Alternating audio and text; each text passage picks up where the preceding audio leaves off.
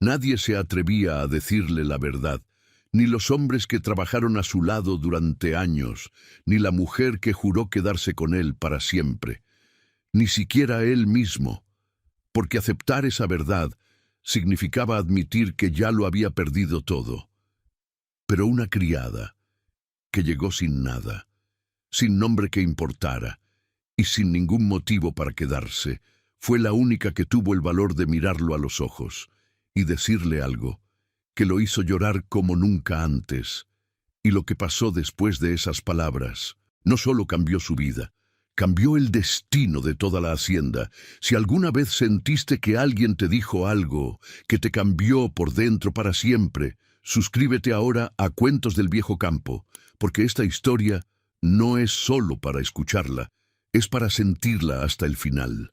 La hacienda San Isidro amaneció en silencio por primera vez en 30 años. No había peones en el campo, no había animales sueltos en el potrero, ni el relincho distante de los caballos, que a esa hora siempre pedían agua y avena, ni el mugido de las vacas que esperaban el ordeño, con esa paciencia resignada que tienen los animales, que saben que alguien vendrá, aunque no sepan a qué hora.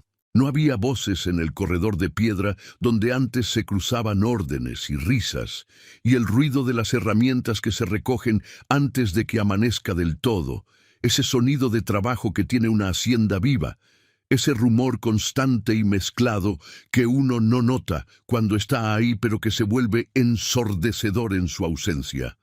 Nada, solo el viento que bajaba por la cañada arrastrando el olor del huizache seco, y de la tierra que lleva meses sin recibir agua suficiente, y el chirrido largo y oxidado de la veleta sobre el granero, que nadie había engrasado en meses, porque nadie le había prestado atención a nada que no fuera el dolor de seguir despertando. Don Leandro Figueroa detuvo su silla en el umbral de la baranda y miró las tierras como quien mira una vida que ya no reconoce. Ahí estaba todo.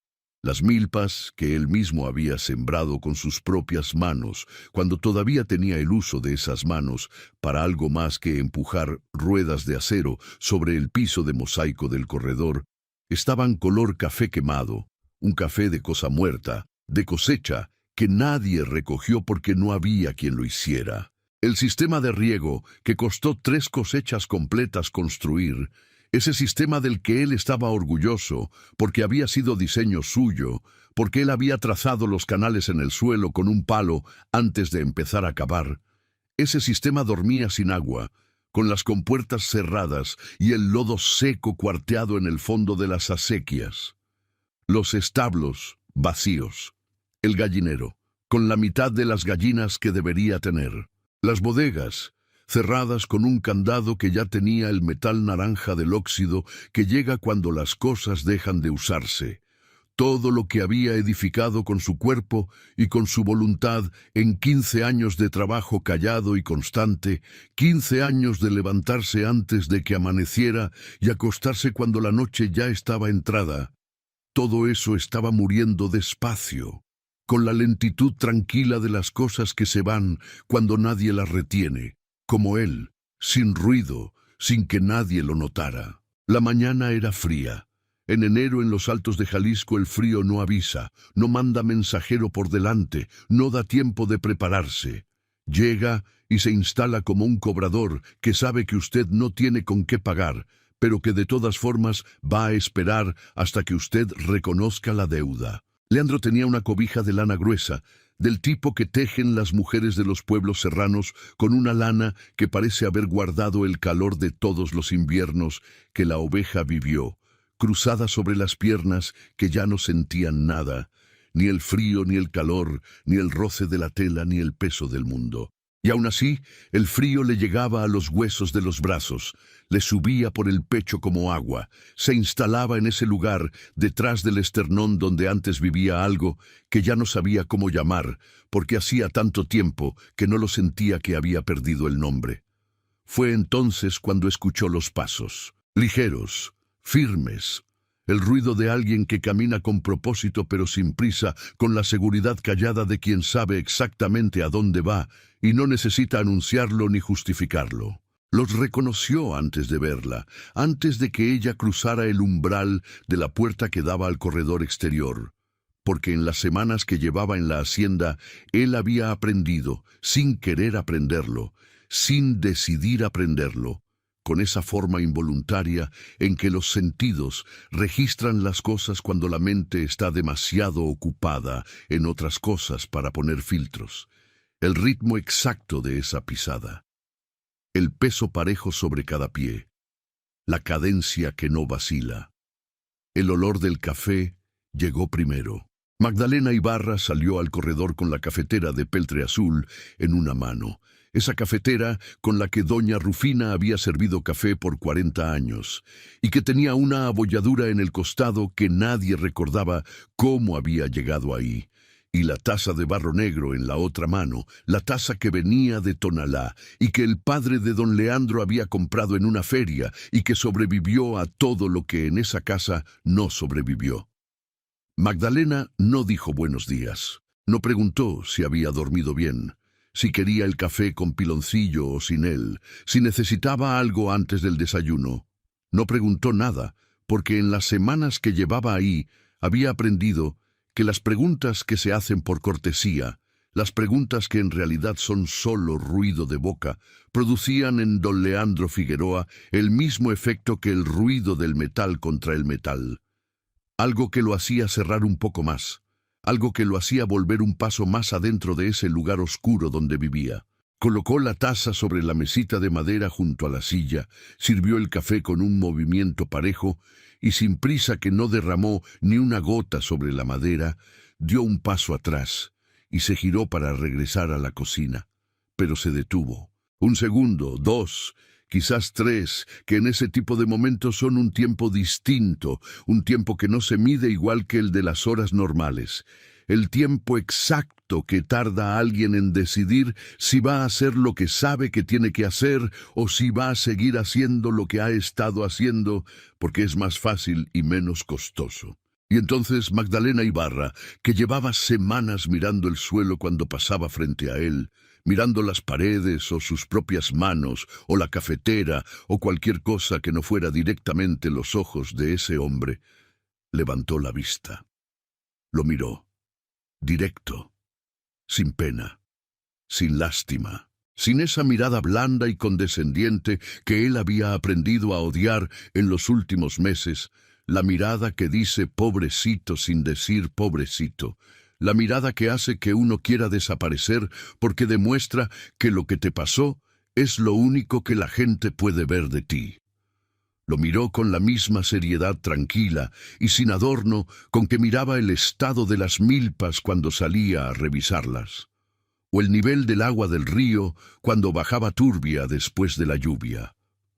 Lo miró como se mira algo real. Don Leandro sintió algo que no había sentido en meses. No fue consuelo, no fue calidez, ni ternura, ni ninguna de esas cosas que uno esperaría sentir cuando alguien lo mira de esa manera. Fue algo más parecido al miedo, la sensación brusca e inesperada de que alguien lo veía, de que alguien lo veía de verdad sin el filtro de la lástima ni el ruido de las condolencias, y que eso, después de tanto tiempo de invisibilidad que él mismo había elegido, que él mismo había construido ladrillo por ladrillo para que nadie pudiera entrar, era lo más aterrador que le había pasado desde aquella mañana en que el médico se quitó los anteojos y no supo dónde mirar. Ella entró a la cocina sin decir nada. La puerta de madera se cerró despacio, con ese sonido sordo de madera vieja bien ajustada. El café humeaba en la taza de barro. Y Leandro Figueroa, que en toda su vida adulta no había llorado frente a otro ser humano y que en los meses recientes había encontrado en esa secura emocional una forma de orgullo que era también una forma de castigo, sintió que los ojos le ardían por una razón que no tenía manera de explicarse y que no estaba dispuesto a examinar. El accidente ocurrió un martes de octubre, poco antes del mediodía, cuando el sol estaba en lo más alto y el calor sobre el campo de los Altos de Jalisco era el tipo de calor que pesa, que embota el juicio, que vuelve lentos los reflejos y hace que los oídos no escuchen bien los sonidos de advertencia que siempre están ahí, pero que el cansancio convierte en ruido de fondo. Don Leandro llevaba 2 días sin dormir. La cosecha del maíz había arrancado tarde ese año por las lluvias de septiembre, que fueron más largas y más tercas de lo que los viejos del pueblo recordaban, y había que recuperar el tiempo perdido o la cosecha se echaría a perder antes de llegar a las bodegas. Él mismo se había puesto al frente de las operaciones, que era algo que hacía siempre cuando las jornadas eran largas y el trabajo era pesado, porque nunca en su vida había pedido a sus hombres algo que él no estuviera dispuesto a hacer primero. Su padre se lo había enseñado así, con el ejemplo callado de quien trabaja al lado de sus peones sin distinguirse de ellos en el sudor ni en el esfuerzo. Y él había aprendido esa lección con la misma seriedad con que aprendió todo lo que valía la pena aprender, con el cuerpo, no con las palabras. El tractor era una máquina vieja, una Fordson de antes de la guerra, de las que entraron al país cuando el gobierno de Cárdenas quiso modernizar el campo mexicano, y los agricultores del norte de Jalisco las recibieron con la desconfianza que les tenían a todas las cosas nuevas que venían del gobierno. Leandro la había reparado con sus propias manos 3 veces en 10 años. El sistema de enfriamiento una vez, la transmisión otra, los frenos la más reciente. Esa mañana la había revisado antes de arrancar, como hacía siempre.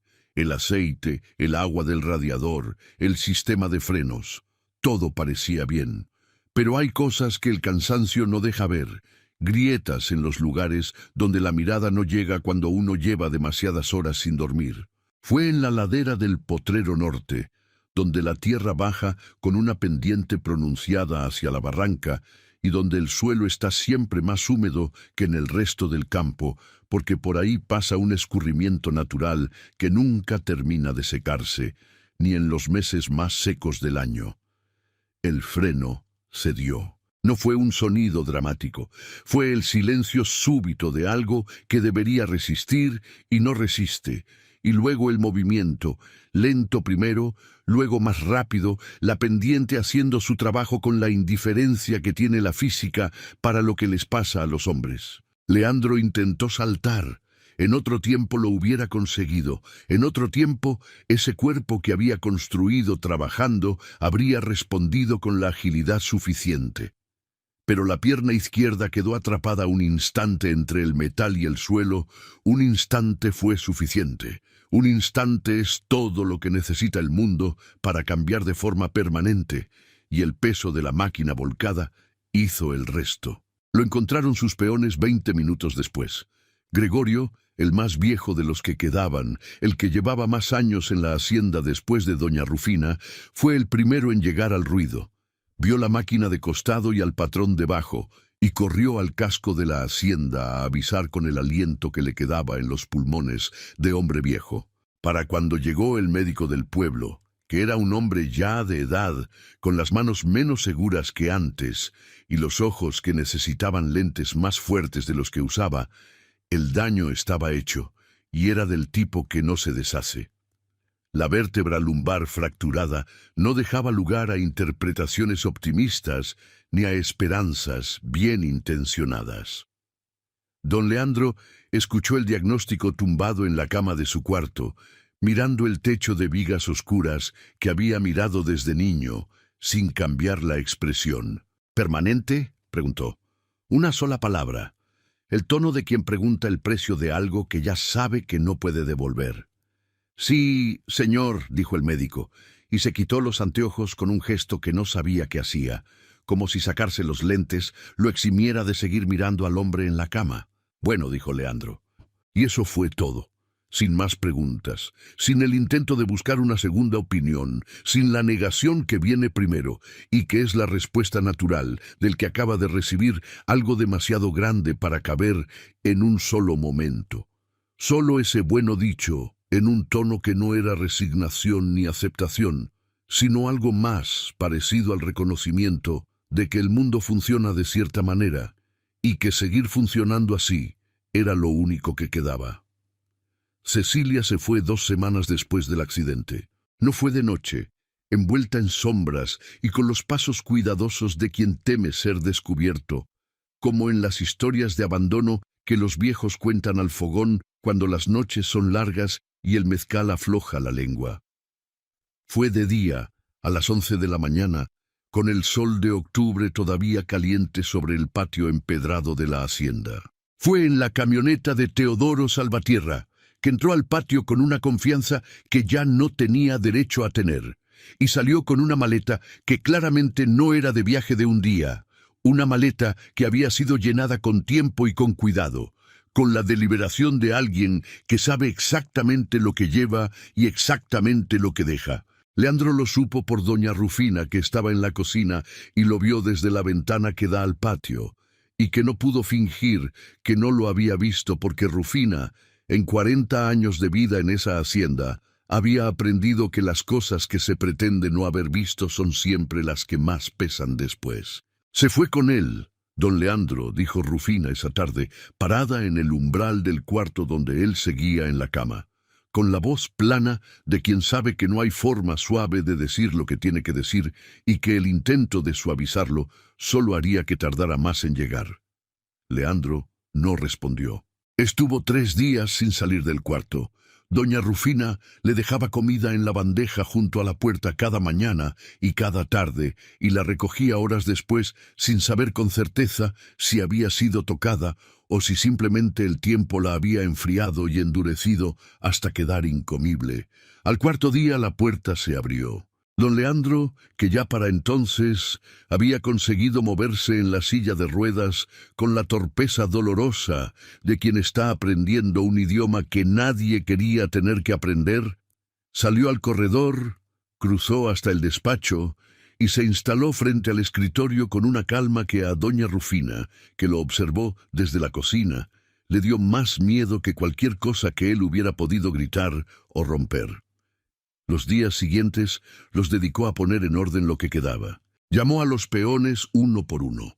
Les pagó con lo que había en la caja de la hacienda sin descontarles ni un día, sin hacer cuentas que buscaran errores o deudas viejas. Les estrechó la mano a cada uno mirándolos a los ojos, y algunos quisieron decirle algo, palabras de respeto, de condolencia, de ese tipo de lealtad callada que los hombres del campo expresan con mucho esfuerzo y muy pocas palabras, pero él no los dejó, porque recibir esas palabras hubiera requerido abrirse en un momento en que abrirse era exactamente lo que no podía hacer. Despidió a 14 de los 16 peones que quedaban. Los 2 que se quedaron no se quedaron por decisión de él.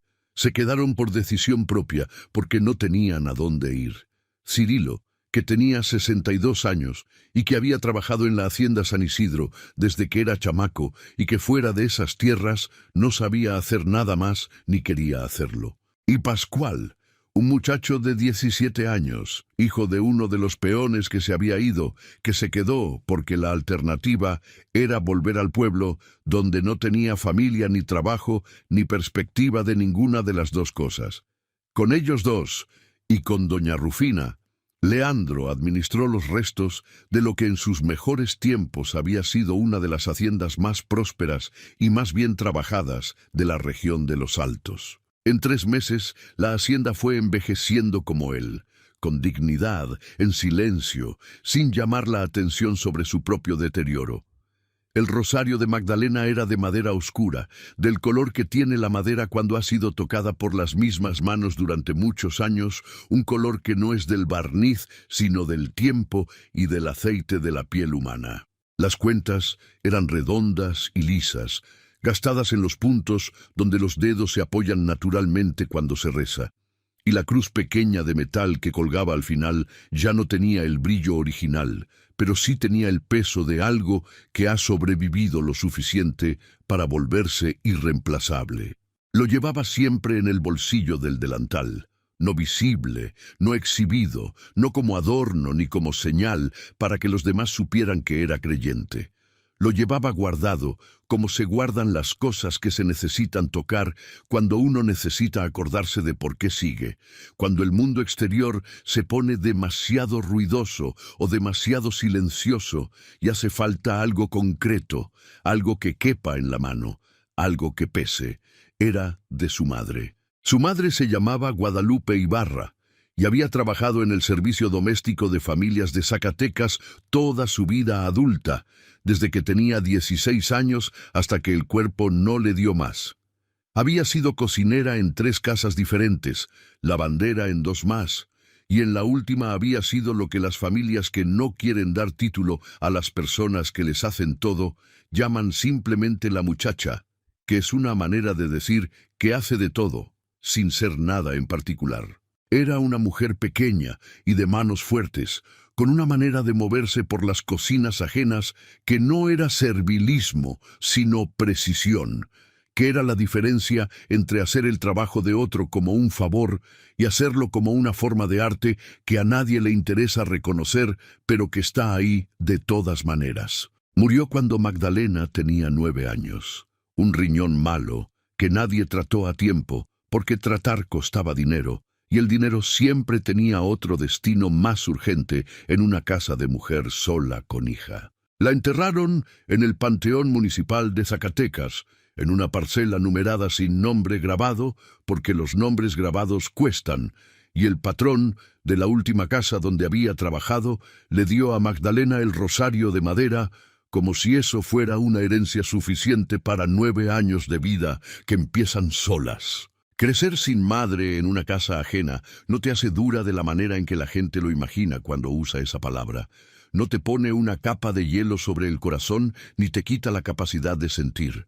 Lo que hace es enseñarte a leer el ambiente con una precisión que los que crecen protegidos nunca desarrollan de la misma manera.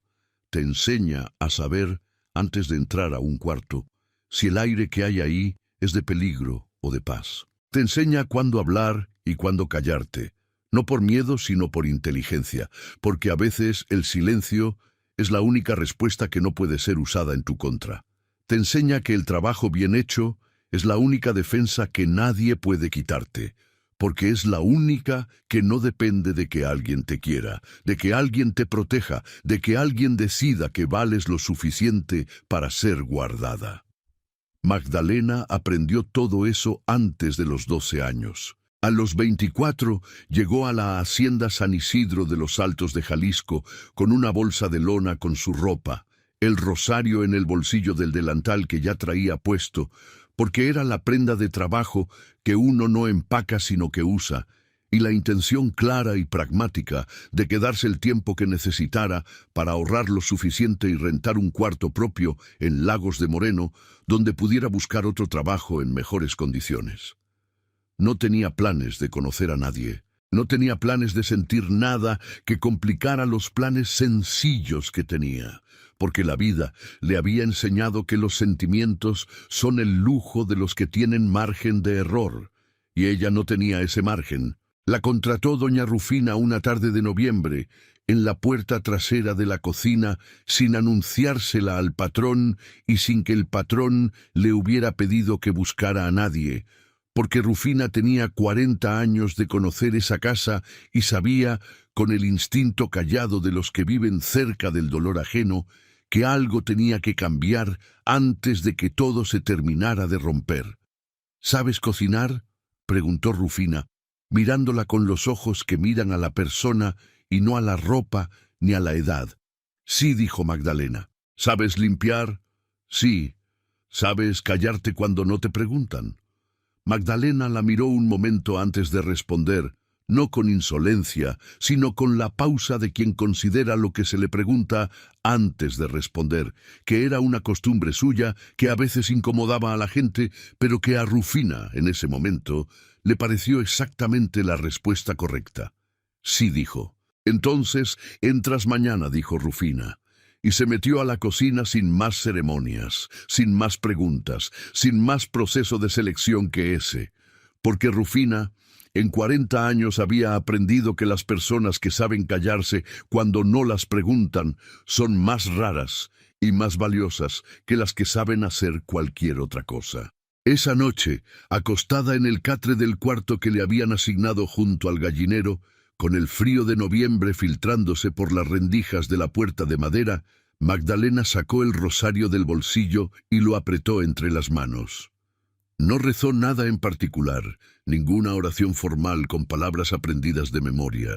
No más lo sostuvo en el puño, sintiendo el peso familiar y conocido de la madera y el metal, como hacía siempre que llegaba a un lugar nuevo, para acordarse de que ella era más que el lugar donde estaba, para acordarse de que tenía un nombre propio y manos propias, y una historia que no empezaba en esa cama prestada, sino mucho antes, en otra cama, en otra casa, junto a una mujer pequeña y de manos fuertes que le había enseñado que el trabajo bien hecho es la única dignidad que nadie puede quitarte.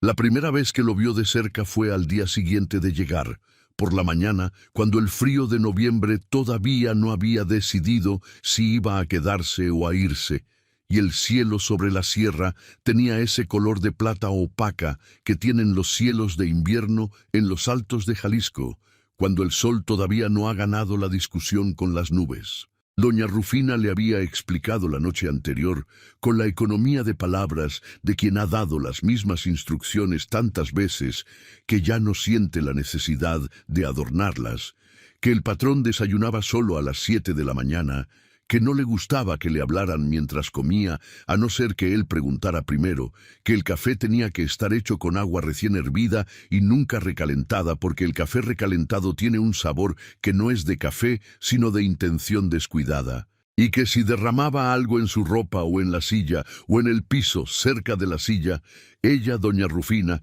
se hacía responsable personalmente de lo que pasara después. Magdalena preparó el desayuno con cuidado, los frijoles negros bien caldosos con la epazote que Rufina tenía en el jardín de la cocina, las tortillas recién hechas porque las tortillas de la noche anterior son otra cosa completamente, el café en la cafetera de peltre azul que ya conocía de la descripción exacta que Rufina había dado la noche antes. Entró al corredor con la bandeja, colocó el plato, colocó las tortillas en la canasta de palma, que estaba siempre en ese lugar. Sirvió el café sin prisa y sin ruido, y se hizo a un lado junto a la pared, con la discreción de quien sabe que su presencia es necesaria, pero no tiene que ser notada. Don Leandro no la miró.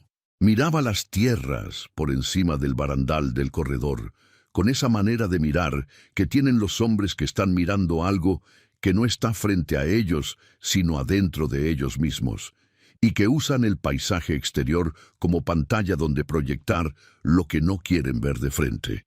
No fue descortesía exactamente, o no era solo descortesía, era algo diferente, algo que Magdalena tardó varios días en entender con precisión. Él no miraba a nadie porque había decidido en algún momento de los últimos meses que ella no había presenciado, pero cuyos resultados veía en cada rincón de esa hacienda silenciosa, que el mundo que lo rodeaba existía en una dimensión paralela a la suya, y que establecer contacto real con ese mundo, mirar a las personas que vivían en él, reconocer que tenían cara y nombre y presencia concreta, era un gasto de energía que ya no podía permitirse.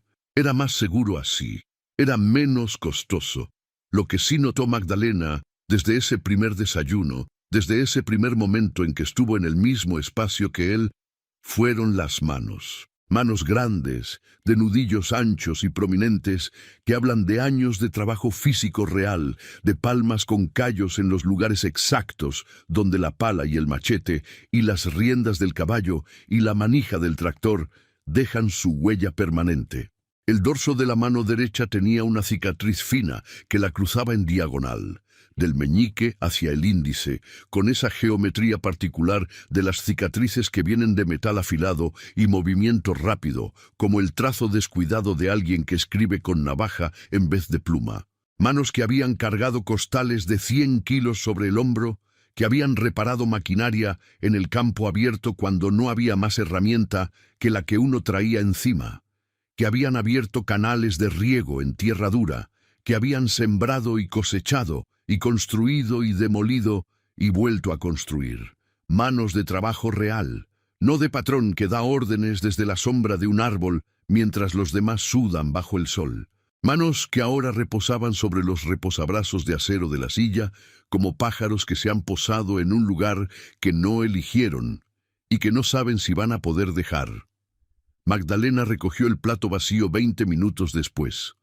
Repuso el café que ya estaba tibio y salió del corredor sin hacer ruido. En la cocina, doña Rufina lavaba los trastes de la noche anterior con esa energía metódica de los que lavan los trastes para tener algo concreto que hacer mientras piensan. «¿Cómo lo vio?», dijo Rufina, sin girarse. «Con frío», dijo Magdalena. Rufina asintió lentamente, como si esa fuera exactamente la respuesta que esperaba. «Lleva meses así», dijo. «Yo ya ni cuento los días. Los cuento por lo que se muere, no por los que pasan». En la segunda semana, Magdalena empezó a notar cosas que nadie le había pedido que notara y que en estricto sentido no era su trabajo notar.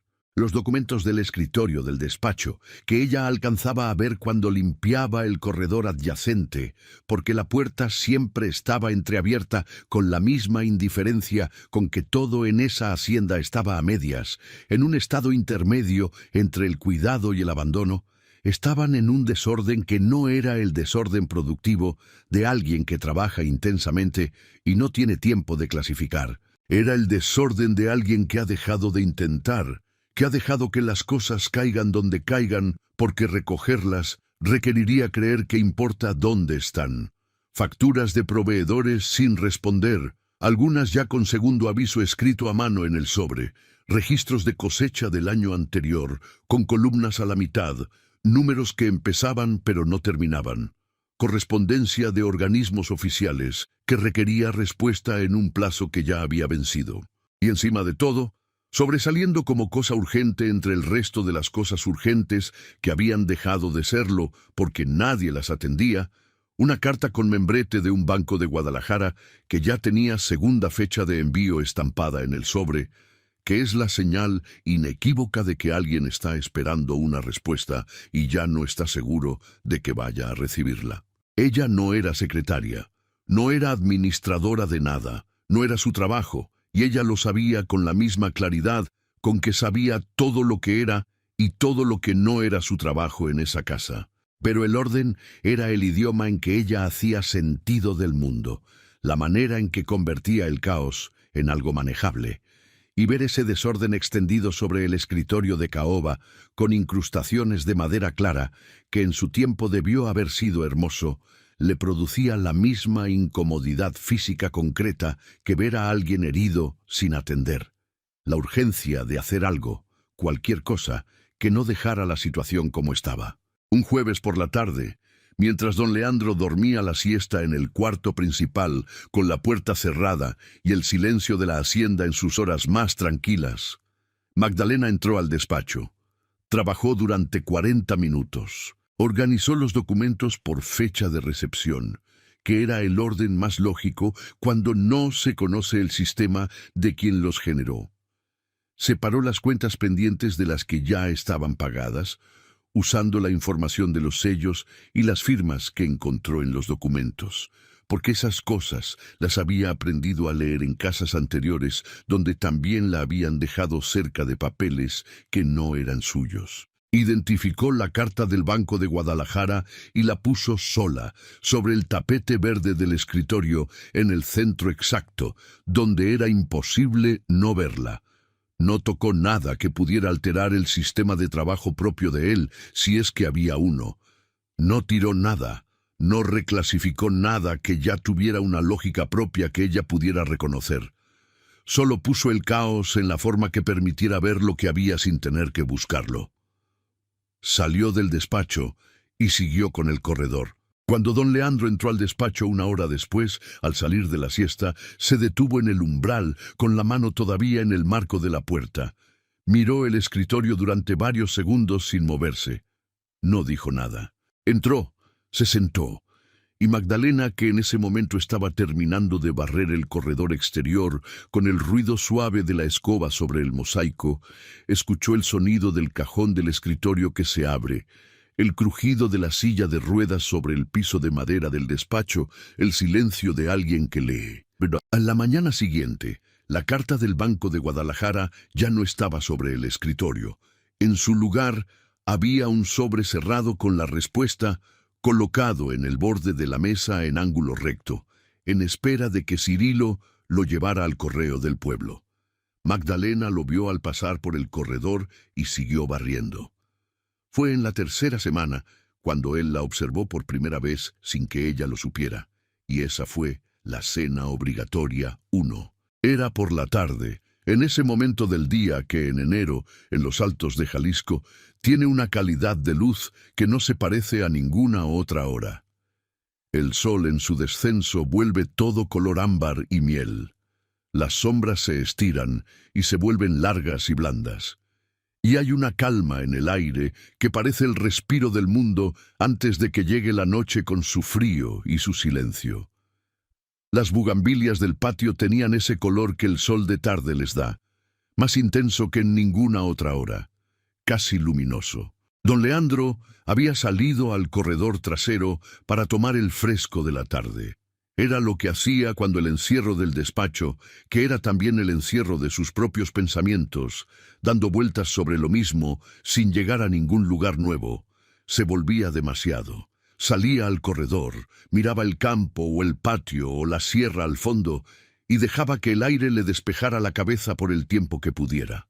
No esperaba verla. Magdalena estaba en el patio interior, junto al tendedero que ella misma había reparado con alambre galvanizado y 2 pedazos de madera que encontró en el cuarto de los aperos, porque el original llevaba meses caído y nadie lo había levantado. Colgaba la ropa de la hacienda con ese silencio concentrado y total que tienen las personas que no necesitan testigos para hacer las cosas bien, que hacen el trabajo como si el trabajo fuera suficiente razón por sí mismo y la mirada ajena no sumara ni restara nada. Colgaba cada prenda con el mismo cuidado preciso, primero las mangas, luego el cuerpo, las pinzas en los hombros para que no quedara marca en la tela, cada cosa en el espacio, justo para que el aire pasara entre una y otra y todo secara parejo.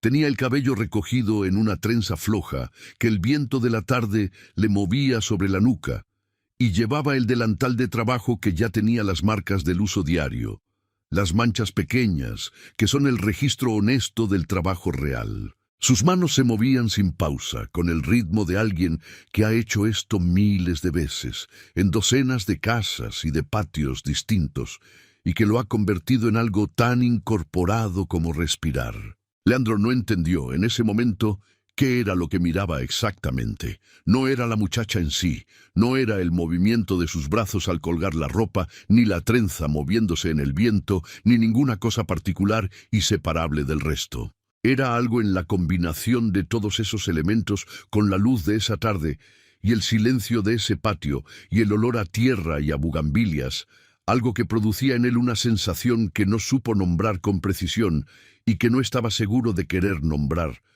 como si hubiera algo en ese patio, en ese momento, en esa figura trabajando sola contra la luz de las 4 de la tarde, que era verdadero de una manera en que el resto de su vida, en esos últimos meses, había dejado de ser. Ella terminó, recogió la cesta vacía, se giró para regresar a la cocina, y en el giro vio a don Leandro en el corredor.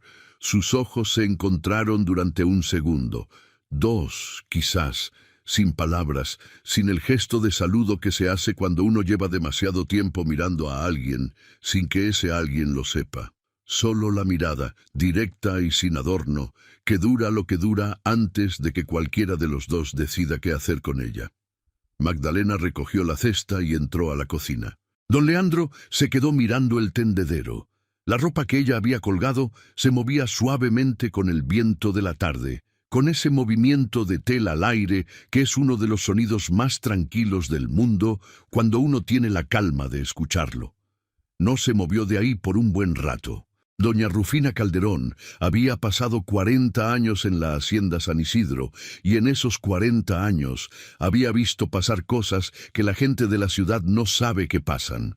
Cosas que suceden en las haciendas del campo mexicano con una intensidad que la distancia geográfica no amortigua, sino que concentra. Había conocido al padre de don Leandro, Ernesto Figueroa, que era un hombre de contradicciones visibles, duro con los peones en los tiempos de siembra y generoso hasta el exceso en la fiesta del santo patrón, ambas cosas con igual convicción, como si la dureza y la generosidad fueran distintas expresiones del mismo carácter que no distinguía entre los momentos. Había visto nacer a Leandro, había visto cómo el chamaco que se trepaba a los naranjos del huerto se fue convirtiendo en el hombre que heredó las tierras cuando no tenía más que 22 años y que en lugar de hundirse con ellas, las levantó a fuerza de trabajo y de una inteligencia práctica que su padre no tuvo, pero que Leandro había desarrollado por su cuenta, con el tipo de tenacidad que viene de saber que nadie va a resolver las cosas por uno. Tenía 67 años y una cadera que en los cambios de temperatura del calor seco del verano al frío húmedo del invierno, que en los altos de Jalisco es un cambio que el cuerpo siente hasta en los huesos más profundos, le dolía con esa insistencia sorda que tienen los dolores que llevan mucho tiempo instalados y ya no piden permiso para estar. Pero cocinaba y limpiaba, y se paraba antes de que amaneciera, como si los años no se hubieran acumulado en su cuerpo de la manera en que se acumulan en el de la mayoría. Porque la alternativa era quedarse quieta, y Rufina, en 67 años, no había aprendido a quedarse quieta. Había visto hombres romperse. Sabía de ese quiebre particular que no hace ruido, que no produce gritos ni golpes en las paredes, ni el tipo de comportamiento que la gente reconoce como señal de alarma. Los hombres que se rompen de verdad, los que se rompen en lo más profundo, son silenciosos. Se vuelven eficientes en todo lo exterior, responden cuando les hablan, comen cuando les ponen comida, duermen cuando el cuerpo no puede más y vacíos en todo lo interior, como casa bien construida, pero sin nadie adentro. Y esa eficiencia vacía es la peor versión del quebranto, porque nadie sabe cómo entrarle, porque no da la señal que pide auxilio, porque parece que todo está bien desde afuera, y el que mira de lejos no tiene manera de saber que lo que ve es la forma que toma el abandono cuando un hombre se abandona a sí mismo. Don Leandro llevaba meses en ese estado. Lo que Rufina no había esperado, lo que genuinamente la había tomado por sorpresa, que era algo que a su edad ya pocas cosas lograban, era que una muchacha de Zacatecas, con un rosario de madera en el bolsillo del delantal y una economía de palabras que daba envidia, fuera la primera cosa en meses que producía en ese hombre algo distinto al vacío. Lo notó a las 2 semanas de que Magdalena había llegado. La manera en que Leandro, cuando Magdalena pasaba por el corredor hacia la cocina, pausaba lo que estaba haciendo aunque fuera un segundo, con esa atención involuntaria del cuerpo que va antes que la mente y que no puede mentir como miente la mente. La manera en que dejaba el café que ella preparaba exactamente en el lugar donde ella lo ponía, sin moverlo ni acercarlo, y se quedaba mirando la taza durante un momento antes de beberlo, como si en ese momento hubiera algo que considerar. La manera en que, cuando Magdalena estaba en la cocina y se escuchaba el ruido de sus actividades, el sonido del cuchillo sobre la tabla, el chirrido suave del cajón que guardaba los cubiertos, sus pasos sobre el mosaico, el silencio de Leandro en el despacho tenía una calidad diferente, una atención diferente, que no era el silencio de alguien que no escucha, sino de alguien que está escuchando más de lo que quisiera. Rufina calentaba el café en silencio cuando era necesario, lo ponía de nuevo junto a él, sin comentarios, y guardaba lo que sabía para el momento en que fuera útil decirlo. «Ese hombre está mirando para adentro», le dijo a Magdalena una tarde de diciembre, mientras las dos pelaban chiles anchos para el adobo de la cena, sentadas a la mesa de la cocina con el olor rojo y terroso de los chiles llenando el cuarto. Cuando un hombre lleva mucho tiempo mirando para adentro, lo que ve ya no le parece real, y lo que está afuera tampoco le parece real. Todo le parece igual de irreal, y eso es peligroso. Magdalena no levantó los ojos del chile, que estaba abriendo con la misma precisión que ponía en todo. ¿Y eso tiene remedio?, preguntó. Rufina la miró de costado, con la mirada de quien está evaluando no la pregunta, sino a quien la hace.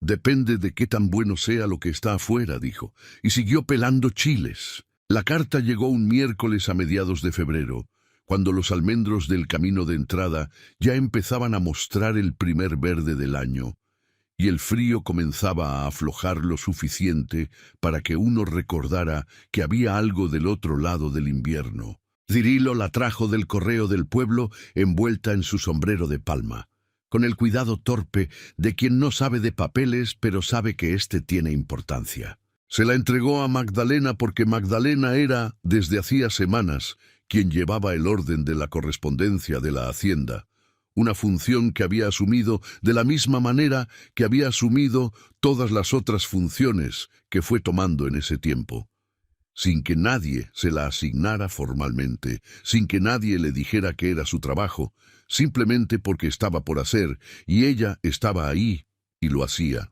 El sobre era de papel más grueso que el corriente, del tipo que usan los despachos de abogados para que sus cartas se distingan de las cartas ordinarias antes de abrirlas.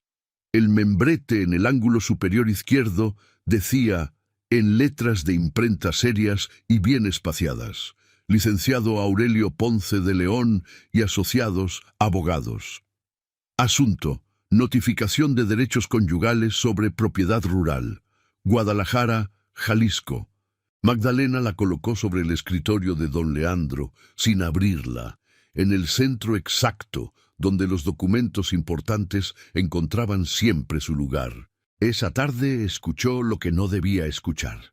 No fue con intención de espiar, fue que el despacho tenía la ventana lateral que daba al corredor estrecho entre el despacho y la bodega, y esa ventana estaba entreabierta porque, en febrero, en los altos de Jalisco, los días de sol tienen un calor inesperado que entra por los cuartos cerrados y obliga a abrir algo. Magdalena pasó por ese corredor en el momento exacto en que don Leandro había terminado de leer la carta y estaba hablando, dedujo ella, consigo mismo, o con la nada, o con la sombra de alguien que ya no estaba ahí, pero que seguía ocupando el espacio que los ausentes dejan y que es el espacio más difícil de llenar.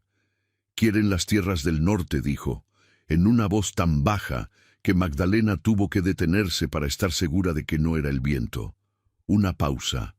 El muy cabrón. Otra pausa, más larga, que las tome todo, para lo que sirve. Magdalena se detuvo en el corredor con la escoba en la mano y sintió en el pecho el golpe sordo de algo que reconoció, que había aprendido a reconocer en los años de andar por casas ajenas, el sonido interior de alguien que se ha rendido y lo está anunciando en voz alta por primera vez, que es siempre peor que cuando lo hacen en silencio, porque en silencio todavía hay duda, pero en voz alta ya es decisión. Esperó un momento más. No hubo más palabras. Siguió caminando hacia la cocina. En la cocina, frente al fuego bajo que mantenía el agua caliente para el atole de la tarde, sacó el rosario del bolsillo del delantal. Lo sostuvo en el puño cerrado. No lo apretó esta vez con la fuerza de la angustia, sino con el peso de lo que estaba pensando, que era más pesado que la angustia, aunque no tuviera el mismo ruido. Su madre había trabajado en casas de otros toda su vida y había muerto sin tener nada propio, nada con su nombre, nada que pudiera dejar, nada excepto ese rosario y una hija a quien nadie había pedido. Magdalena había decidido, con la seriedad de una decisión que se toma de niña y que define todo lo que viene después, que eso no le pasaría a ella, que tendría algo suyo, aunque fuera pequeño, aunque le costara mucho y le diera poco, aunque tuviera que ganarlo en casas ajenas, haciendo el trabajo que los demás no quieren reconocer. No era su hacienda, no eran sus tierras, No era su problema, en ningún sentido estricto o legal o social del concepto de problema. Pero conocía el olor de la rendición. Lo había visto en su madre aquella mañana de septiembre, ya lejana, cuando Guadalupe Ibarra dejó de pelear con el dolor y simplemente se tendió en la cama de la casa ajena donde trabajaba y esperó con la paciencia de los que ya no esperan nada.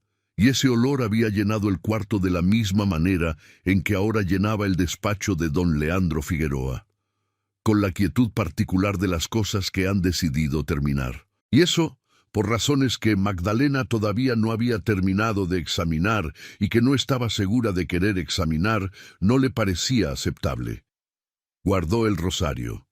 Se amarró el delantal con el nudo doble de los días de trabajo pesado. Fue a buscar a Cirilo, que estaba en el establo revisando las herramientas con la paciencia de los viejos que encuentran en las tareas menores la manera de seguir siendo útiles. —¿Cuántas hectáreas del norte están sembradas? —preguntó, sin preámbulo. Cirilo la miró con la expresión del que no esperaba la pregunta. —Pocas. Las de temporal no más, las que se podían sin mucho trabajo ni agua. Unas 12 hectáreas, quizás 13 si contamos el borde del arroyo. ¿Y las otras? Sin trabajar, sin agua corrida, sin peones que las trabajen, sin nada. La tierra está ahí, pero es pura maleza, en las que no se sembraron. ¿Qué necesitaría para volverlas a trabajar? Para tenerlas en producción, aunque fuera mínima. Cirilo se rascó despacio bajo el ala del sombrero, con la lentitud de quien está haciendo el cálculo real. Agua primero, que se puede tomar del río si se limpian los canales que están asolvados. Peones para la limpia y la preparación, que son trabajo de varios días, y alguien que les dé órdenes que sepan qué quieren, dijo. El agua está en el río, dijo Magdalena. Los canales se pueden limpiar, y yo puedo dar las órdenes. Cirilo la miró durante un momento largo, con esa mirada de los viejos del campo que mide a las personas no por lo que dicen, sino por cómo están parados cuando lo dicen. Oiga, señorita, empezó, con el tono de quien va a decir algo razonable sobre por qué no es posible. ¿Cuándo puede comenzar con los canales?, dijo Magdalena. Cirilo la siguió mirando. Luego se echó el sombrero atrás y suspiró. Mañana en la mañana, si amanece sin lluvia, dijo. Bien, dijo Magdalena. Yo voy con usted. En los 15 días siguientes, Magdalena reorganizó lo que quedaba de la hacienda San Isidro de la única manera que sabía reorganizar las cosas, haciéndolo, sin anunciarlo, sin pedir validación, dejando que los resultados hablaran de sí mismos, porque los resultados son el único lenguaje que no puede ser ignorado indefinidamente. Con Cirilo y Pascual limpió los canales de riego que llevaban meses azolvados, primero los del tramo norte, que era el más urgente, luego los secundarios que alimentaban las parcelas donde todavía había posibilidad de recuperar algo. Fue trabajo duro, de sol a sol, con las manos en el lodo y las botas llenas de tierra húmeda, y la espalda quejándose al final del día con ese dolor honesto del trabajo que rinde, que es diferente al dolor inútil. Cirilo al principio la miraba trabajar con la incomodidad de quien no está seguro de que una mujer deba estar haciendo lo que está viendo hacer, pero fue cediendo conforme vio que ella no cedía, que sabía leer el ángulo de un canal para que el agua corriera bien, que no necesitaba que le dijeran 2 veces cómo hacer algo una vez que lo había visto una. Con un cuaderno de pasta negra que encontró en el cajón de la cocina y un lápiz que afilaba con el cuchillo de pelar verdura, empezó a llevar el registro de lo que había y de lo que faltaba. Parcela por parcela, estado del suelo, necesidad de agua, estimación de lo que podría rendir con trabajo básico. No era el registro sofisticado de un agrónomo con estudios. Era el registro honesto de alguien que mira con atención y anota lo que ve, y a veces eso es suficiente. Fue al pueblo 2 veces, con el dinero de la caja de gastos menores de la cocina que Rufina le había autorizado para compras básicas, y contrató 4 jornaleros para las tareas que Cirilo y Pascual no podían hacer solos. Los eligió con criterio, hombres que conocían el trabajo del campo y que no iban a necesitar supervisión constante, que podían seguir una instrucción y terminarla sin que alguien los estuviera mirando el tiempo entero. El tiempo que le tomaba todo esto, que era tiempo fuera de sus horas de trabajo en la casa y que nadie le había pedido que diera, lo descontó de su propio salario. No se lo dijo a nadie. No llevaba cuenta de ello de manera que alguien más pudiera ver. Lo llevaba en la misma página del cuaderno donde anotaba los gastos de la hacienda, en una columna aparte que solo ella entendería si alguien la veía, escrito con la letra apretada y ordenada que usaba para todo. Doña Rufina la miraba trabajar con esa manera de mirar que tienen los que saben más de lo que dicen y que deciden cuándo y cuánto decir con una precisión mayor que la de cualquier relojero. Un atardecer, mientras Magdalena copiaba números en el cuaderno a la luz de la lámpara de petróleo que se usaba en la cocina cuando anochecía antes de terminar el trabajo, Rufina le puso un plato de tamales de rajas en la mesa sin preguntarle si tenía hambre, porque Rufina tenía 40 años de saber cuándo alguien tiene hambre aunque no lo diga. ¿Él sabe lo que está haciendo usted?, preguntó Magdalena sin levantar la vista de los números. No, dijo Rufina. Va a saberlo. Rufina se sentó despacio en la silla de enfrente, con el gesto cuidadoso de quien protege algo que duele. Cuando él esté listo para saber, dijo, lo que usted está haciendo ya va a estar hecho. Eso es lo importante, que esté hecho, no que lo sepa antes. Magdalena levantó los ojos del cuaderno. ¿Y si no está a tiempo? Eso, dijo Rufina, es lo que usted está impidiendo. Y tomó un tamal del plato y se lo comió sin más palabras, porque a veces lo que hay que decir se termina en un momento, y el silencio que viene después no es vacío, sino pleno. La cena que cambió el tono de todo no fue planeada ni anticipada. Las cenas que cambian el tono de las cosas raramente lo son. Era una noche de finales de febrero, de esas noches en que el invierno de los Altos de Jalisco hace su último esfuerzo antes de empezar a ceder, con un frío que ya no es el frío seco de enero, sino el frío húmedo de lo que está a punto de cambiar, que es el más desagradable de los dos. Llovía, no con la violencia de las tormentas de primavera, sino con la insistencia monótona de la lluvia de invierno tardío, que repica en las tejas con ese sonido de agua que no va a terminar pronto, que llena todos los silencios de la casa con su ritmo y hace que uno se sienta más adentro de lo que está. Magdalena había servido la cena de don Leandro en el comedor, que era el cuarto más grande del casco de la hacienda, con una mesa de madera oscura que en otras épocas había tenido sillas ocupadas en ambos lados y que ahora tenía solo el lugar de él, en el extremo, con el plato y el vaso y el mantel que ella había remendado en 2 lugares con hilo que casi hacía juego. Sirvió el caldo, las tortillas, el plato de frijoles, el vaso de agua. Iba a retirarse. ¿Por qué acomodó los documentos del escritorio? La voz de él la detuvo en el umbral del comedor.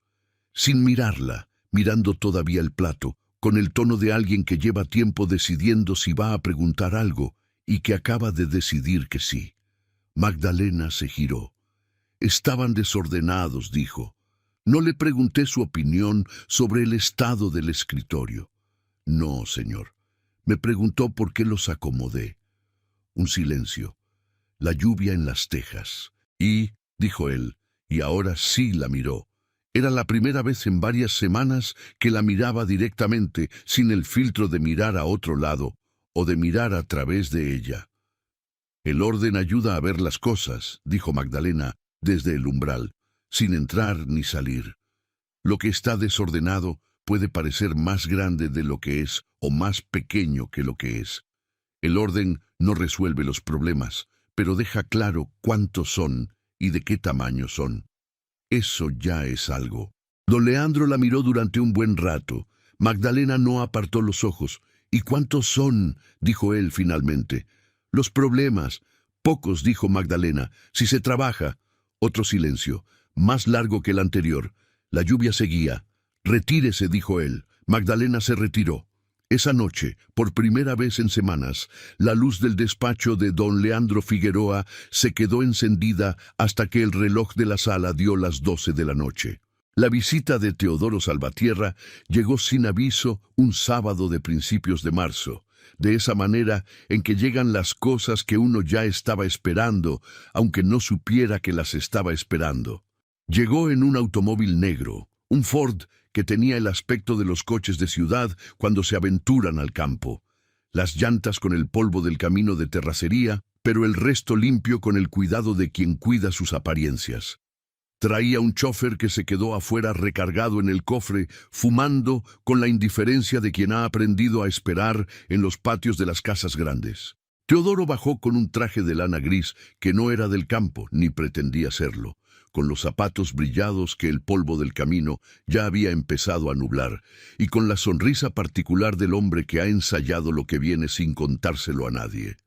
Don Leandro lo recibió en el despacho. Las puertas del corredor estaban entornadas, que era el estado normal de esas puertas. «Leandro», dijo Teodoro, con la voz cálida y sin aristas de quien trata de usar el tono de la amistad vieja para ablandar un terreno que sabe que está duro. «Vine a hablar como hombres. Lo que pasó entre nosotros es aparte. Esto es un asunto de negocios, nada más». «Habla», dijo don Leandro. «Cecilia tiene derechos legales sobre una porción de estas tierras. Los abogados ya establecieron la proporción que le corresponde por ley. Eso tú lo sabes. Sé lo que dicen los abogados. Entonces, sabes que la única manera de evitar un proceso legal, largo y costoso, que va a desgastar a los dos, es llegar a un acuerdo antes de que llegue a los juzgados. Yo estoy en posición de comprar las tierras del norte al precio justo de mercado. Así Cecilia cobra lo que le corresponde. Tú te quedas con el casco y con las tierras que todavía puedas trabajar. Y los dos salimos sin más peleas ni más papeles». Pausa. «Lo que todavía puedas trabajar», repitió don Leandro. No era una pregunta. «Leandro, seamos honestos, esta hacienda ya no es lo que era. No tienes la cuadrilla que necesitas, no tienes producción real, y con una pausa calculada de las que se practican frente al espejo con tu situación actual, vas a necesitar simplificar lo que administras. Es lo más sensato, lo más práctico». En el corredor, Magdalena cerró los puños sobre el trapo de cocina que traía en la mano. «Vete», dijo don Leandro. «Leandro, vete, Teodoro, y la próxima vez que necesites hablar de mis tierras, le mandas un papel a mi abogado». La puerta del despacho se abrió hacia el corredor. Teodoro Salvatierra salió y se encontró con Magdalena, que estaba a 2 metros de la puerta con el trapo en la mano y una expresión que no tenía nada de la deferencia que la posición de criada habría sugerido. Teodoro la miró de arriba abajo con la lentitud deliberada de los hombres que usan la mirada como herramienta de reducción. «La nueva criada», dijo, en el tono que transforma un cargo en diminutivo sin cambiar la palabra. «Sí», dijo Magdalena. «Cuídate de no meterte en lo que no te corresponde», dijo Teodoro, con la sonrisa que acompaña a las amenazas cuando quieren parecer consejos. «Los que se meten en asuntos ajenos salen mal parados, siempre». Se fue por el corredor con paso parejo y salió por la puerta principal sin mirar atrás. Magdalena se quedó un momento quieta donde estaba.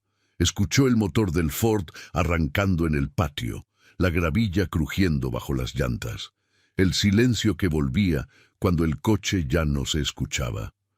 Luego fue a la cocina. Doña Rufina la esperaba con los brazos cruzados y la expresión de quien ya sabe lo que va a escuchar, pero quiere escucharlo de todas formas.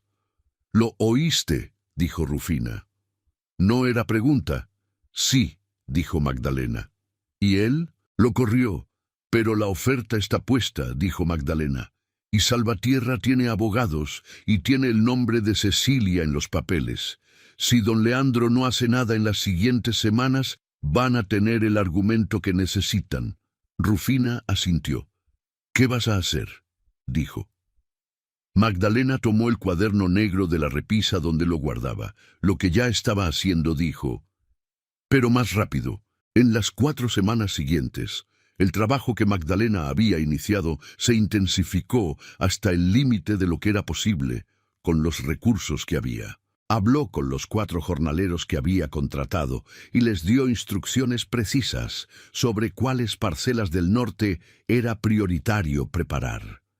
Les explicó con la misma claridad directa con que Rufina daba las instrucciones de cocina, sin rodeos, sin condescendencia, sin la lentitud de quien no confía en que el otro vaya a entender qué era lo que se necesitaba y por qué el orden importaba.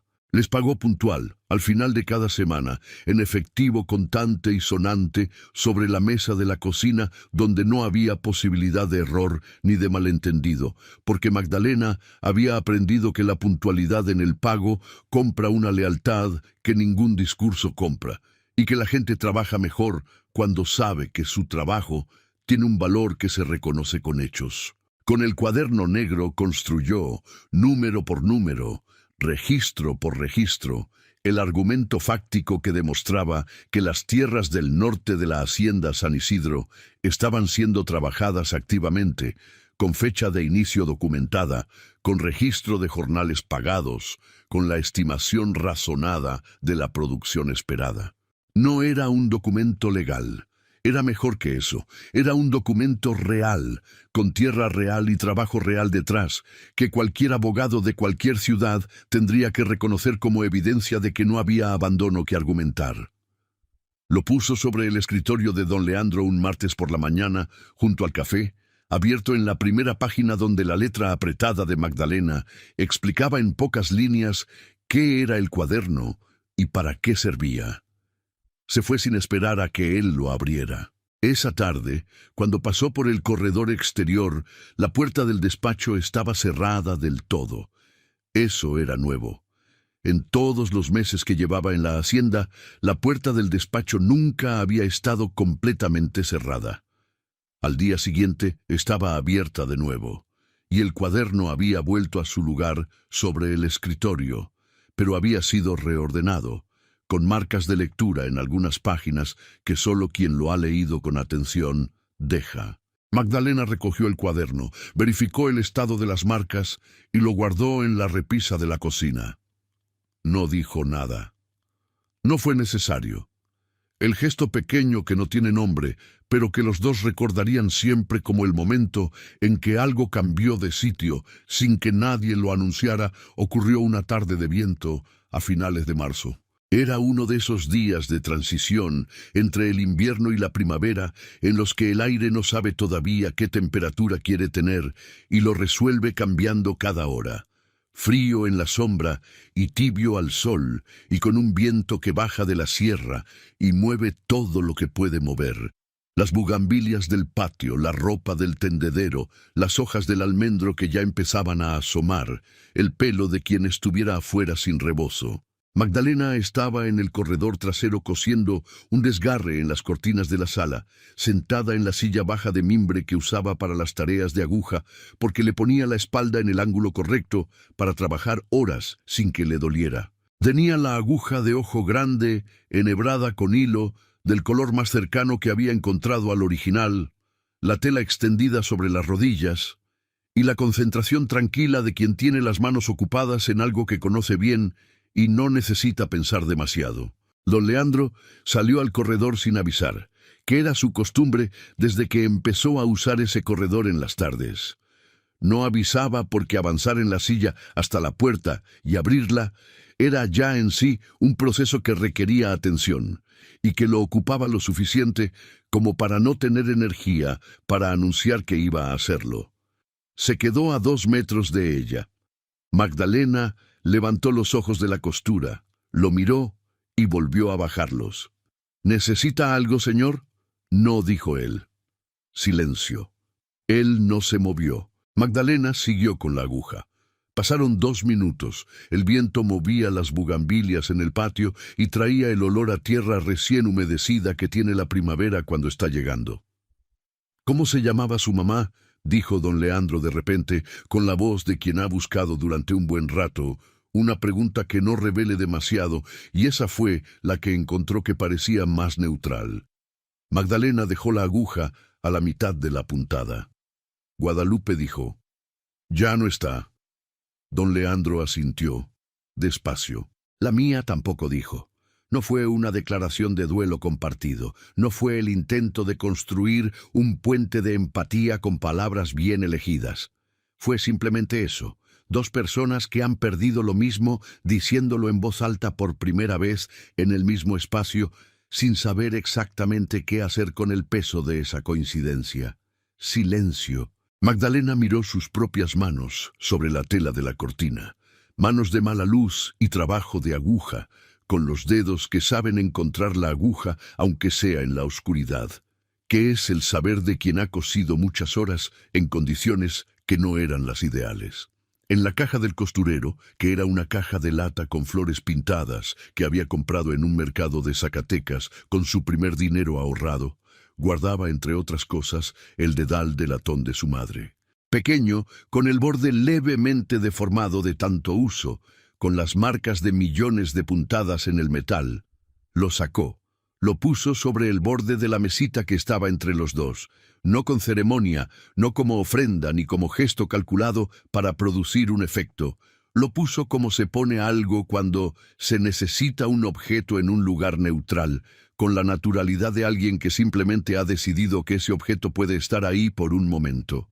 Don Leandro miró el dedal. Era una cosa pequeña, de metal amarillo oscurecido por el tiempo, con la forma que tienen los dedales de costura que han sido usados hasta hacerse parte de la mano que los usa.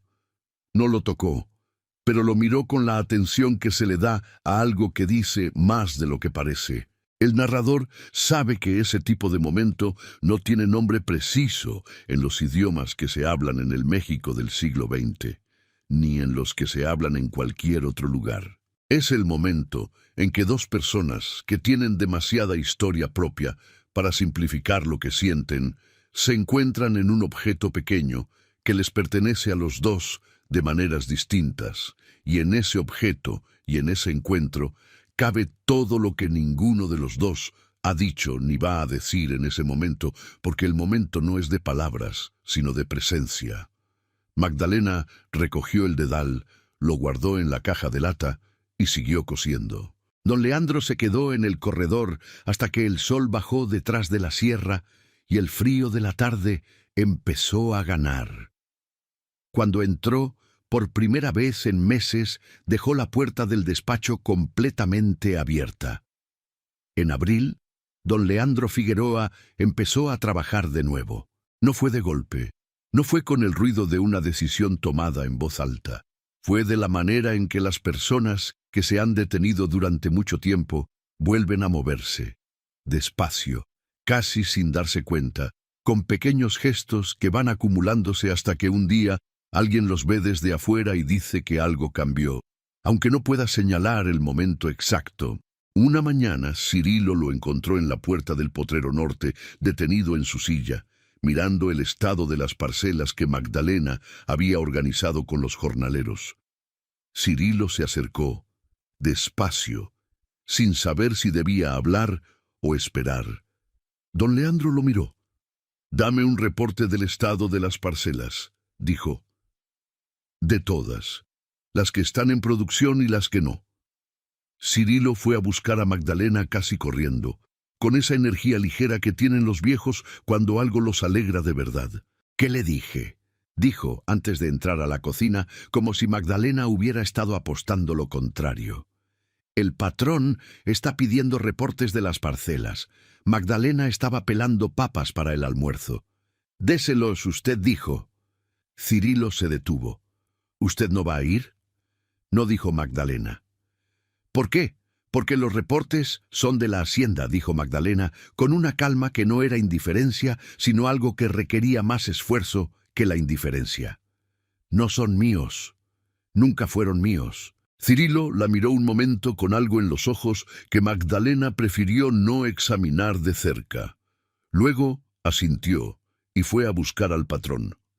Esa semana, don Leandro apareció en el campo, primero en el potrero norte, luego en las parcelas que Magdalena había documentado en el cuaderno, luego en el canal de riego principal para ver el estado de las compuertas. No lo hacía todos los días ni siempre a la misma hora, pero aparecía. Revisaba, preguntaba, tomaba notas en un cuaderno nuevo que había sacado del cajón del escritorio. Hablaba con los jornaleros con el tono directo de quien ha pasado la vida hablando con peones, y sabe que las instrucciones que caben en una oración son siempre mejores que las que necesitan un párrafo. Magdalena lo veía desde la distancia, desde el corredor o desde el patio, y seguía con lo suyo. Pero las noches, cuando la hacienda estaba en silencio y el único ruido era el del viento en los almendros y las ranas en el río y el tecolote que vivía en el granero y que aullaba a horas irregulares como si tuviera su propio horario, Magdalena sacaba el rosario de su madre del bolsillo del delantal y lo sostenía en las manos con una quietud que no era paz, sino examen. Pensaba en el cuarto de Lagos de Moreno, para el que ya no estaba ahorrando. Pensaba en las razones por las que había venido a esta hacienda, que eran razones prácticas y concretas y que se habían vuelto, sin que ella lo decidiera conscientemente, menos urgentes que otras razones que no sabía cómo nombrar.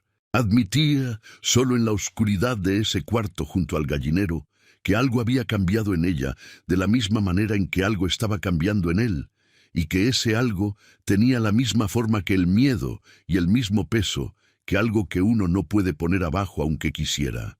Doña Rufina vio cómo iba pasando, que era lo que doña Rufina hacía con todo: ver. Y guardó lo que veía con la paciencia de quien sabe que hay un momento para decir las cosas y que decirlas antes de ese momento es igual de inútil que no decirlas. Una mañana de mayo, mientras picaba epazote fresco para el caldo que iba a hacer para el almuerzo, la miró a Magdalena, que estaba en la otra esquina de la cocina fregando los trastes del desayuno, y dijo: «Ese hombre la mira cuando usted no lo está mirando».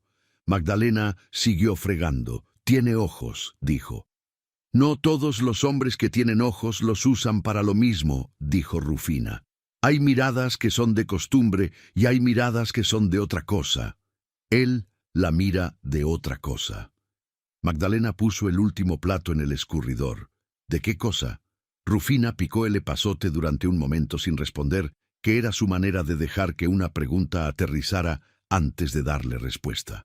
«De la que mira algo que uno no sabe si puede tener», dijo, «como cuando uno ve una cosa en un mercado que no sabe si tiene derecho a querer». «No soy una cosa de mercado», dijo Magdalena. «No dije que lo fuera», dijo Rufina, con la firmeza tranquila de quien sabe exactamente lo que dijo. «Dije que así es como él la mira. Lo que usted haga con eso es su decisión. Yo solo le cuento lo que veo». Silencio. El epazote olía limpio y verde en la mañana. «¿Usted cree que él...?» empezó Magdalena, y no terminó la pregunta porque no sabía exactamente cómo terminarla sin revelar más de lo que quería revelar. Doña Rufina dejó el cuchillo sobre la tabla. La miró con la mirada que reservaba para los momentos importantes. «Mija», dijo, en el tono de quien va a decir algo que la otra persona necesita escuchar, aunque no sea lo que esperaba, «ese hombre lleva meses aprendiendo a volver. Esas cosas se aprenden muy despacio. No le meta prisa, y no espere que lo diga antes de que pueda decirlo». Magdalena asintió, y ninguna de las dos dijo nada más sobre el tema, que era la manera en que ambas manejaban las cosas que importaban demasiado para seguir hablando de ellas. Los días de finales de abril y principios de mayo, que siguieron a ese abril de regreso de don Leandro, tuvieron una textura diferente de todos los días anteriores. No fue dramático.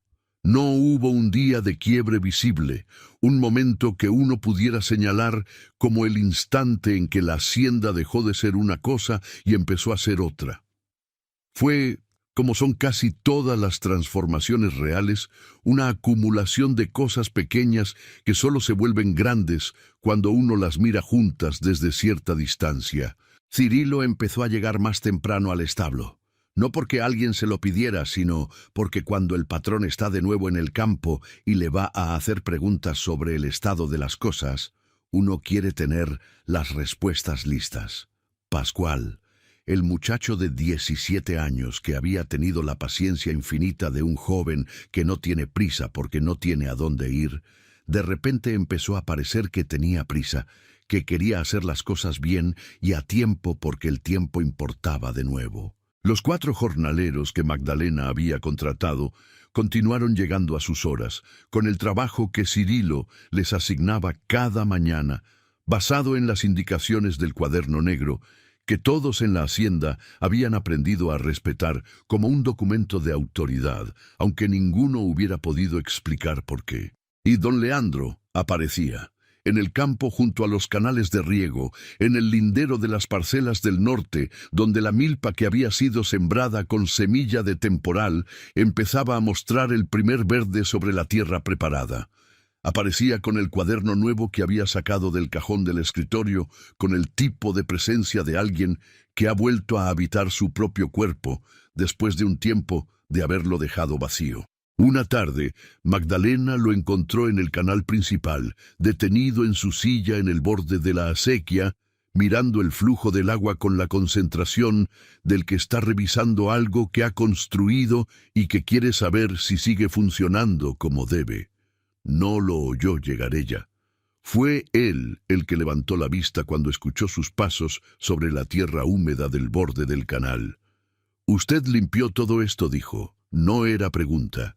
«Con Cirilo y Pascual», dijo Magdalena. «Cirilo me lo dijo», dijo don Leandro. «Me dijo que usted sabía leer la pendiente de un canal. Mi madre trabajó en casas con huerto», dijo Magdalena. «Aprendí viendo».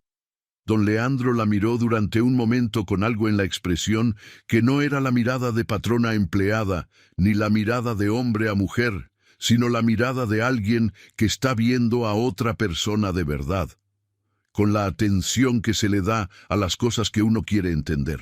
«Doña Rufina dice que usted descontó de su salario el tiempo que le dio a la hacienda», dijo. «Doña Rufina habla mucho», dijo Magdalena. «Doña Rufina habla cuando es necesario», dijo don Leandro. «Que es la misma regla que usted tiene, me parece». Magdalena no dijo nada. «Voy a reponerle lo que descontó», dijo don Leandro. «No hace falta», dijo Magdalena. «Sí hace falta», dijo él, con la firmeza tranquila de quien ha tomado la decisión y no está invitando a discutirla.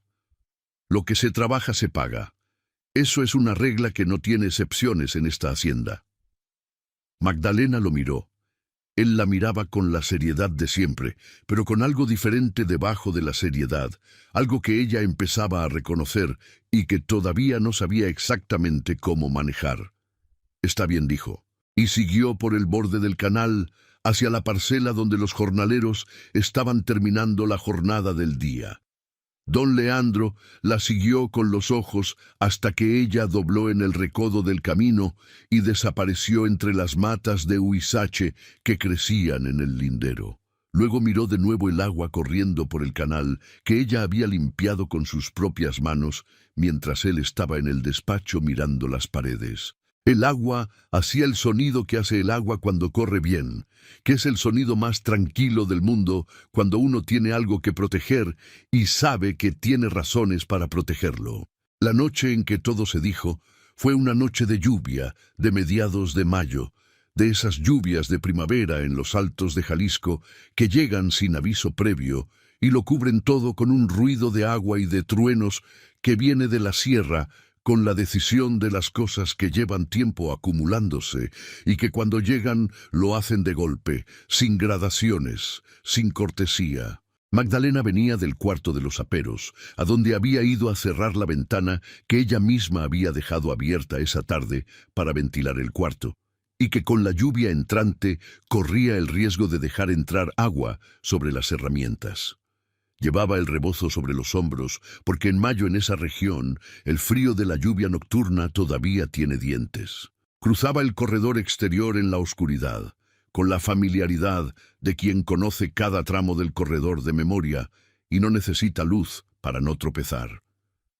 La voz de don Leandro llegó desde la sala, por la ventana lateral, que Magdalena había dejado entreabierta esa mañana al limpiar y que en la prisa de la tarde nadie había recordado cerrar. Era una voz baja, sin destinatario, sin la modulación que se pone cuando uno sabe que lo están escuchando. La voz de alguien que cree estar completamente solo y que por esa razón dice en voz alta lo que en presencia de otros guarda donde nadie lo oirá. «Debí haberme muerto en ese accidente», dijo. «Hubiera sido más limpio para todos». Magdalena se detuvo.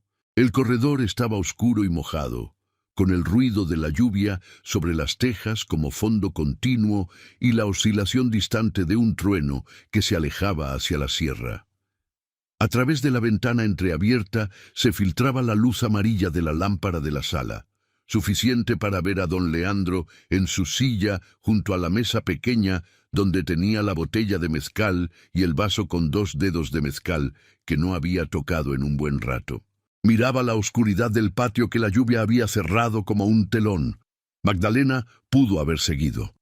Pudo haber apretado el paso, dado la vuelta al corredor, entrado a la cocina por la puerta trasera y fingido por la mañana que no había pasado por ahí a esa hora y que no había oído nada.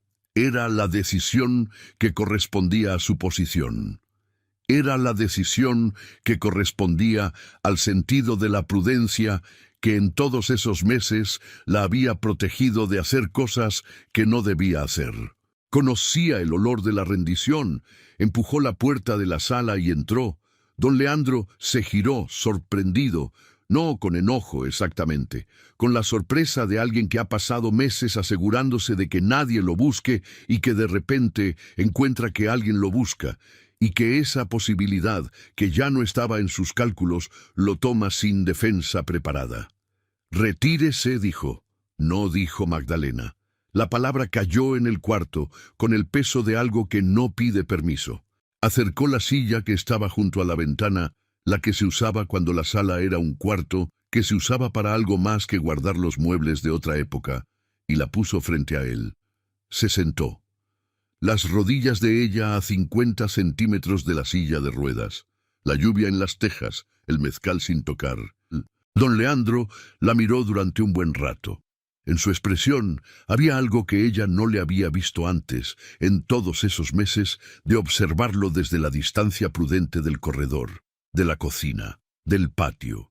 No era la indiferencia que usaba de armadura cotidiana. No era la rabia controlada que a veces asomaba cuando algo lo presionaba más de lo que podía manejar. Era algo más expuesto que todo eso. El agotamiento completo de alguien que ha llegado al fondo de sus propias reservas y que ya no tiene energía para mantener en pie la ficción de que está bien. «¿Qué quiere?», dijo finalmente. Magdalena respiró. Una vez, despacio. «Que usted sepa algo», dijo. «¿Qué? Que lo quiero». Don Leandro no dijo nada. La lluvia siguió. No por lástima, siguió Magdalena, con una voz que no temblaba porque había tomado la decisión de no dejarla temblar, y esa decisión la había tomado en el corredor, en los 2 segundos que tardó en empujar la puerta, y era una decisión que no iba a deshacerse, aunque todo dentro de ella quisiera dar marcha atrás. No por agradecimiento, ni por lo que usted tiene, ni por lo que puede darme. Lo quiero porque en todos estos meses vi al hombre que es, el que trabaja con las manos, el que le da la mano a sus peones al despedirlos, uno por uno, mirándoles los ojos, el que responde las cartas aunque no quiera responderlas porque sabe que es lo que se hace, el que se queda con los que no tienen a dónde ir cuando lo más fácil era dejarlos ir. Ese hombre, no la silla, no el accidente, no lo que se fue y que ya no está. Usted, el que sigue siendo ese hombre aunque usted no pueda verlo porque lleva meses mirando solo lo que perdió. Don Leandro la miraba sin hablar. La lluvia seguía siendo el único sonido del mundo en ese momento. «Sé lo que soy», dijo Magdalena. «Soy la criada. No tengo apellido que valga en esta región, ni tierras, ni nada, que los hombres de su posición consideran que una persona debe tener para ser tomada en cuenta.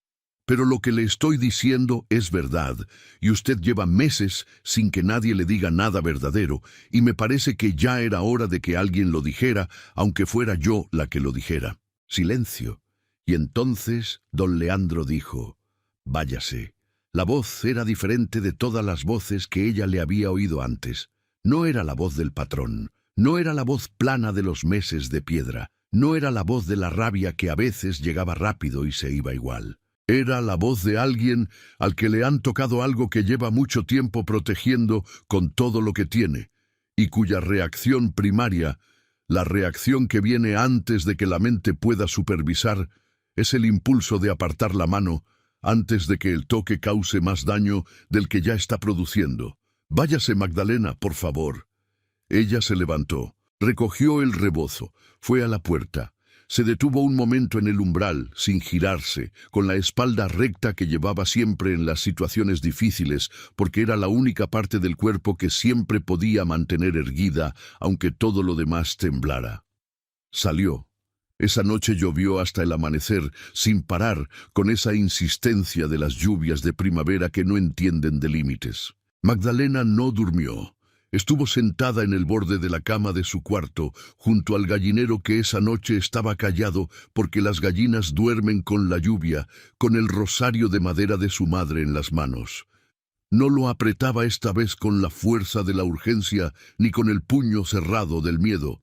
Lo sostenía, simplemente, con las manos abiertas, con el rosario descansando en la palma como cosa que pesa lo que pesa y no más. Pensó en su madre, en la manera en que Guadalupe Ibarra había movido las manos cuando cosía, que era la misma manera en que Magdalena las movía, que era una de las cosas que se transmiten sin que nadie lo enseñe explícitamente.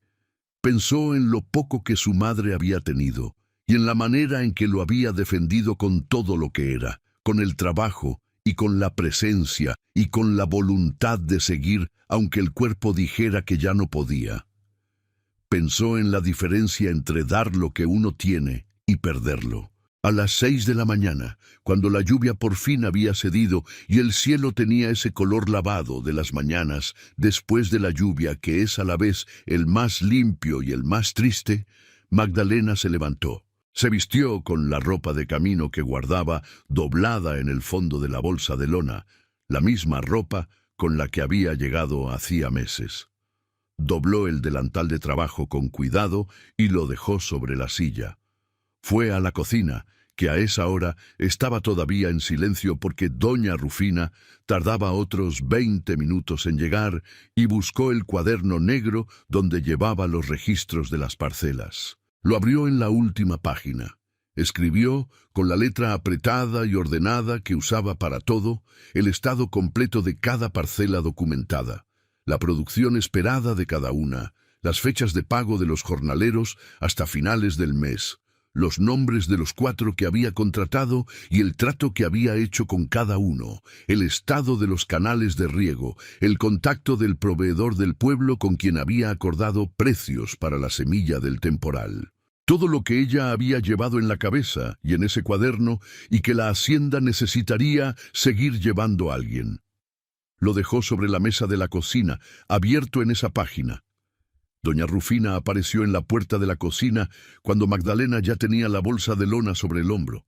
La miró a los ojos, sin decir nada por un momento. Magdalena puso la mano sobre el hombro de Rufina. Solo un momento. Solo el peso de una mano sobre el hombro de una mujer de 67 años que había hecho posible todo lo que había sido posible en esos meses. «Fue un gusto trabajar aquí», dijo Magdalena. «Mija», dijo Rufina, con una voz que tenía más dentro de lo que la palabra contenía. «Cuídelo», dijo Magdalena, y salió por la puerta trasera de la cocina, que era la misma puerta por la que había entrado hacía meses, antes de que el sol terminara de salir sobre la sierra. Don Leandro no supo que Magdalena se había ido hasta el mediodía. Pasó la mañana en el despacho revisando los documentos de la hacienda con esa concentración que a veces funciona como anestesia. Mientras los números ocupen la mente no tiene espacio para lo que duele. No se preguntó por qué no había aparecido a las 7 con el café. No se preguntó por qué el corredor exterior estaba más silencioso de lo usual, por qué no se escuchaba el ruido familiar de la escoba sobre el mosaico, ni el sonido de los trastes en la cocina que llegaba hasta el despacho cuando la ventana estaba abierta. O quizás sí se preguntó y eligió no darse la respuesta. Al mediodía, doña Rufina entró al despacho sin tocar. Era la primera vez en meses que lo hacía. En 40 años de vida en esa hacienda, Rufina había aprendido cuándo tocar y cuándo no tocar, cuándo el patrón necesita el aviso y cuándo lo que viene no puede esperar a que uno tenga la cortesía de anunciarse. Don Leandro levantó los ojos del escritorio. Rufina se paró frente al escritorio con las manos juntas frente a ella, en el gesto de las personas que van a decir algo difícil y que juntan las manos para tenerlas quietas. Lo miró de la manera exacta en que lo miraba cuando tenía 7 años, y había roto algo que le importaba a su padre y que era necesario decirle lo que había pasado. Magdalena se fue, dijo. Don Leandro no dijo nada. Se fue esta mañana, antes de que usted se despertara, dijo Rufina, a pie por el camino del pueblo, con su bolsa. Silencio. ¿Por qué se fue? Rufina lo miró largo. ¿Usted quiere saber por qué se fue, dijo, o quiere saber lo que hizo mientras estuvo aquí? Don Leandro la miró. Cuénteme, dijo. Y doña Rufina Calderón, que llevaba 40 años en esa hacienda y que había aprendido en esos 40 años que las palabras más importantes no son las que se dicen primero, sino las que se dicen cuando ya es hora. Le contó todo. Le contó del cuaderno negro de registros y de los 4 jornaleros que Magdalena había contratado con dinero de su propio salario, descontado sin que nadie se lo pidiera y sin decírselo a nadie. Le contó de los canales de riego que ella había limpiado con Cirilo y Pascual en los días en que él estaba en el despacho mirando las paredes. Le contó de las cuentas organizadas y de la carta del banco respondida a tiempo y del argumento documentado que ella había construido, página por página en ese cuaderno, para que ningún abogado de Guadalajara pudiera argumentar abandono de las tierras del norte. Le contó que todo lo que él había visto volver a la vida en los últimos meses, las parcelas trabajadas, los jornaleros llegando a sus horas, el sistema de riego funcionando, la hacienda que había empezado a tener de nuevo el sonido y el aspecto de una hacienda viva en lugar de una que se muere despacio, había vuelto a la vida con las manos de esa muchacha, sin que él lo supiera, sin que ella le pidiera permiso, sin que ella le pidiera nada a cambio. ¿Por qué?, dijo don Leandro cuando Rufina terminó, y su voz era diferente de todas las voces que había usado en los últimos meses. Era la voz de alguien que está preguntando de verdad, que no tiene la respuesta preparada y que necesita escucharla. Rufina lo miró con la paciencia que le sobraba de 40 años de esperar los momentos correctos. «Porque lo quiere», Leandro dijo. Era la primera vez en meses que lo llamaba por el nombre, sin el don, sin la distancia de cargo. Y no supo cómo decírselo de otra manera. Hasta anoche que se lo dijo de frente, y usted la mandó irse. Don Leandro no se movió. Ella salvó lo que usted estaba dejando morir, dijo Rufina, y cuando vino a decirle la verdad, usted la corrió. Y eso es su derecho, si es lo que quiere. Pero que sepa lo que hizo y lo que vale. Se giró para salir. Rufina, dijo Leandro, ella se detuvo en el umbral. ¿Cuánto lleva de ventaja? Rufina lo miró, y en el rostro de ese hombre que llevaba meses siendo la cara del abandono, vio por primera vez algo que reconoció de cuando él era joven, y todavía no sabía que el mundo podía dejarlo sin piernas y sin mujer y sin orgullo en el mismo año.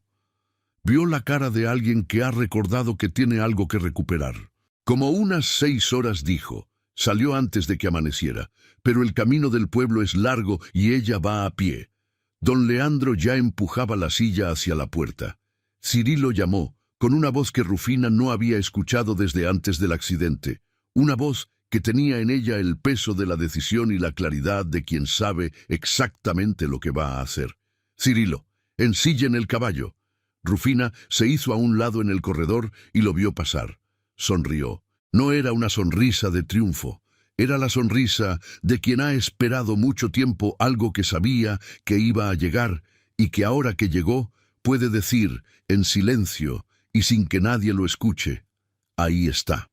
La encontraron a 2 kilómetros del casco de la hacienda, en el tramo del camino donde la vereda baja entre las jaras y los sabinos hacia el río. En ese punto, donde el camino hace una curva y uno puede ver desde arriba el trayecto que tiene por delante. Magdalena iba caminando con el paso parejo y firme de quien ha decidido a dónde va, y no está esperando que nada cambie, con la bolsa de lona sobre el hombro y los ojos en el camino de delante. No miraba atrás.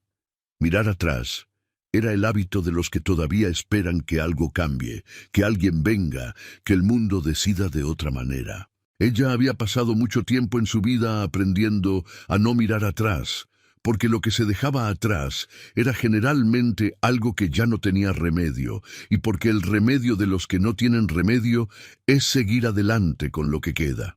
Escuchó el caballo antes de verlo, el sonido de los cascos sobre la tierra del camino, primero lejos y luego más cercano, con la urgencia de alguien que va rápido, pero no a galope, que está apurando el paso sin perder el control.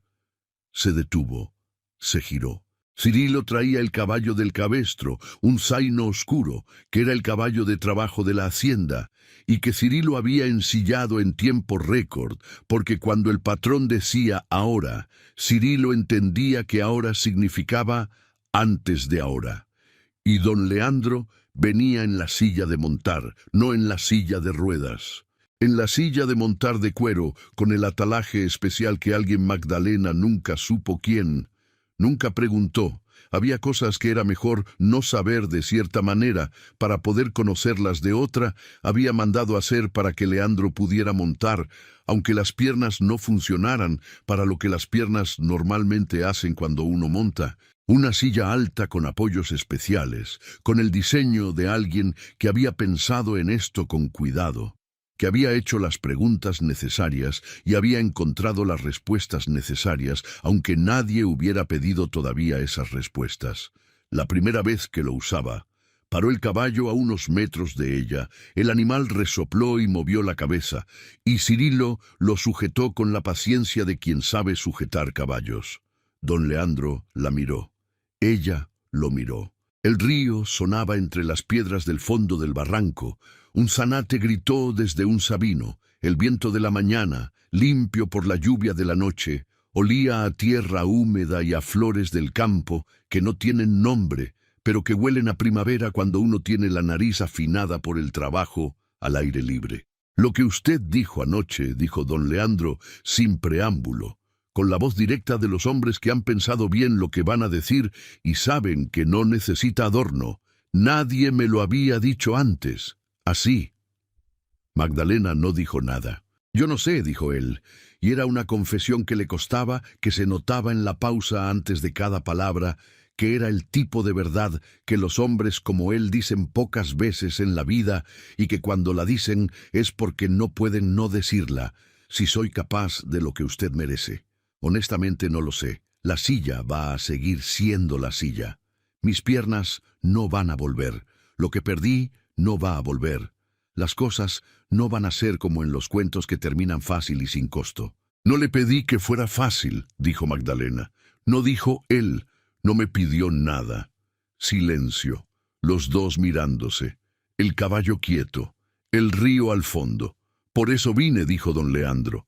Magdalena lo miró durante un momento que no era de duda, sino de reconocimiento. El tipo de reconocimiento que viene cuando algo que uno esperaba, sin saber que esperaba, finalmente aparece y uno necesita un segundo para dejar que sea real. Miró sus propias manos, las manos que habían limpiado canales y llevado cuentas y cosido cortinas y preparado café y sostenido el rosario de su madre en las noches más largas de esos meses. Manos que sabían hacer lo que tenían que hacer con lo que había, sin esperar condiciones perfectas ni permisos que nadie iba a dar. Se acercó al caballo. Puso la mano sobre el estribo. Levantó los ojos hacia él. —¿Me lleva? —dijo. Don Leandro extendió la mano. Una mano grande, de nudillos anchos, con la cicatriz fina en el dorso. Magdalena la tomó. Cirilo, que había estado mirando hacia el otro lado del camino, con el cuidado de los que saben cuándo no deben estar viendo, soltó una larga respiración que sonó a algo que llevaba mucho tiempo esperando salir. Teodoro Salvatierra volvió a la hacienda San Isidro 15 días después.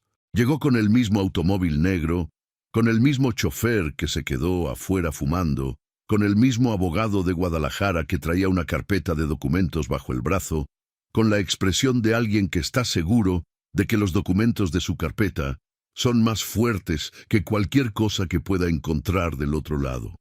Lo que encontraron fue diferente de lo que esperaban. Las puertas del casco de la hacienda estaban abiertas de par en par. En el campo había peones trabajando, con el sonido distante y familiar del trabajo al aire libre, que es el sonido de una hacienda viva. El sistema de riego funcionaba, con el agua corriendo visible desde la entrada por los canales limpios. Los establos tenían movimiento, el patio empedrado estaba barrido, y en el corredor de la entrada, con la luz de la mañana cayendo directa sobre él, sentado en su silla de ruedas, con el cuaderno negro sobre las piernas, y una expresión que Teodoro no había visto en él desde antes del accidente, una expresión de presencia, de alguien que está ahí de verdad y que sabe exactamente dónde está y por qué estaba don Leandro Figueroa, de pie junto a él, con las manos cruzadas frente al delantal y la postura recta de alguien que no necesita demostrar nada a nadie, estaba Magdalena Ibarra. Teodoro se detuvo en la entrada del corredor. Leandro dijo, con la sonrisa que le había funcionado la primera vez y que ahora, por alguna razón que él no lograba identificar del todo, no le pareció tan segura. Teodoro dijo, don Leandro, vine a formalizar el acuerdo. Los abogados tienen todo listo para... No hay acuerdo, dijo don Leandro, en voz quieta, sin elevar el tono, sin dramaturgia, la voz de alguien que ha tomado una decisión y no necesita defenderla con volumen. Leandro, los derechos de Cecilia están establecidos legalmente. No puedes...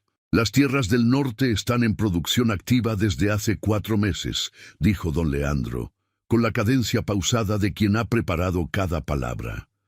Hay registro documentado de trabajo, de jornales pagados, de cosecha en curso. No hay abandono, no hay deterioro, no hay base legal para el argumento que ustedes están planteando. Si quieren ir a juicio, vayan. Yo estaré aquí. El abogado miró la carpeta de documentos que traía, miró el cuaderno negro sobre las piernas de Leandro, miró los jornaleros trabajando en el campo al fondo. Teodoro miró a Magdalena. Esto tiene que ver con ella, dijo. Esto tiene que ver con mis tierras, dijo don Leandro, y con el hecho de que la hacienda San Isidro no está en venta. No hoy, no mañana, no cuando ustedes decidan que es el momento oportuno. No. Teodoro Salvatierra miró al abogado. El abogado miró el cuaderno y los jornaleros y el sistema de riego funcionando y a don Leandro con la expresión de quien ha recordado que existe y que importa. Hizo el cálculo que hacen los abogados cuando la situación que les describieron en el despacho de la ciudad no coincide con lo que están viendo en el campo. Habrá que revisar los términos, dijo el abogado. Revisen, dijo don Leandro, y cuando terminen me mandan carta a la hacienda donde siempre he estado. Teodoro no dijo nada más. Dio media vuelta. El abogado lo siguió. El automóvil negro salió del patio con el mismo polvo con que había llegado. Don Leandro y Magdalena se quedaron en el corredor viendo el portón por donde el coche había salido hasta que el ruido del motor se perdió en el camino de terracería. El campo olía a tierra trabajada y a agua corriente, y a las flores silvestres que habían empezado a salir con la primavera en los bordes de los potreros, ese olor mezclado y limpio que tiene el campo mexicano cuando está vivo, y cuando alguien se ha tomado el trabajo de mantenerlo así. Ninguno de los dos dijo nada por un buen rato. Los zanates cantaban en los laureles de la entrada. El viento corría desde la sierra con el fresco de la mañana que en mayo todavía tiene la cortesía de no pesar. «¿Qué hacemos ahora?», dijo Magdalena finalmente. Don Leandro miró sus manos sobre el cuaderno, las manos que habían vuelto a tener trabajo real. Luego la miró a ella. «Lo mismo que estábamos haciendo», dijo, «pero juntos». Y el sol de la mañana, que en los altos de Jalisco tiene esa claridad particular que viene después de la lluvia de primavera, cayó sobre el corredor de la hacienda San Isidro con la misma indiferencia generosa con que cae sobre las milpas y los canales de riego y los sabinos del camino y todo lo que sigue creciendo y siguiendo aunque nadie le pida permiso para hacerlo.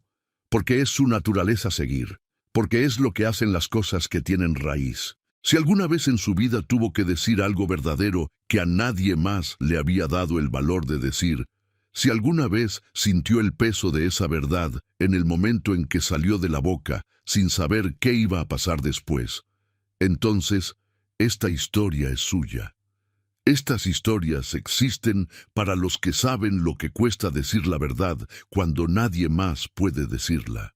Suscríbase a Cuentos del Viejo Campo, active la campanita y acompáñenos en cada relato que viene. Aquí siempre hay una historia esperándole y siempre hay alguien del otro lado que la escucha. ¿Alguna vez usted le dijo a alguien algo verdadero que nadie más se había atrevido a decirle? ¿Qué pasó después? Cuéntenos en los comentarios. Lo que comparte aquí le llega al alma a más gente de la que imagina.